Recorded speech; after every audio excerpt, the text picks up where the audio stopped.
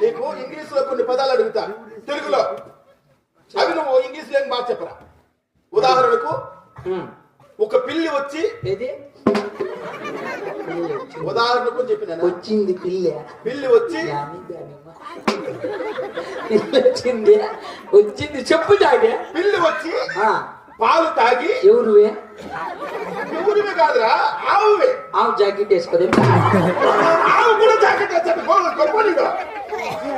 పాలు తాగి వాడెక్కి పారిపోయింది. తలుపు తీసుకొని మాట్లాడదా? దాన్ని ఇంగ్లీష్ లో ట్రాన్స్లేషన్ చేయాలా? చెప్పు. పిల్లి కమ్మింగ్, పాలు drinking, గోడెక్కి going.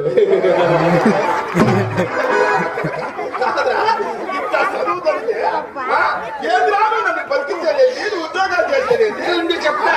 Cat coming, milk drinking, out of service. ఇంతవరకు అయిపోయింది జియో. నువ్వేం బాధపడద్దులే డాడీ, నెక్స్ట్ మంత్ నాకు జాబ్ వస్తుంది డాడీ. లండన్ వాళ్ళు ఇంటర్వ్యూలు చేసినారు నిన్న. 40 క్వశ్చన్లకి ఆన్సర్ చెప్తే వాళ్ళకి జాబ్ కన్ఫర్మ్ అన్నారు. నేను అందరూ ఎవరు చెప్పలేకపోయారు. నేను చెప్పిన 40 క్వశ్చన్లు టక్ టక్ టక్ టక్ అని అడిగినారు. నేను టక్ టక్ టక్ టక్ 39 చెప్పలా, ఒకటి చెప్పిన. 39 చెప్పినా ఒకటే